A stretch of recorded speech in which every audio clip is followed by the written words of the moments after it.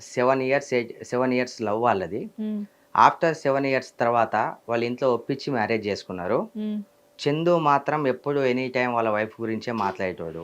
Okay. Wife లవ్‌లో ఉన్నప్పుడు లవ్‌లో ఉన్నప్పుడు పెళ్లి చేసుకున్న తర్వాత అంతెందుకు మేము కార్‌లో ఎళ్ళేటప్పుడు గూడా, "ఏంటి మమ్మా ఎప్పుడు జూషినా బిజీయేనా? ఎప్పుడూ మీ వైఫేనా? పక్కన ఫ్రెండ్స్‌ని గూడా పట్టించుకో" అని జెప్పి కామెంట్ గూడా చేసేటోడిని నేను.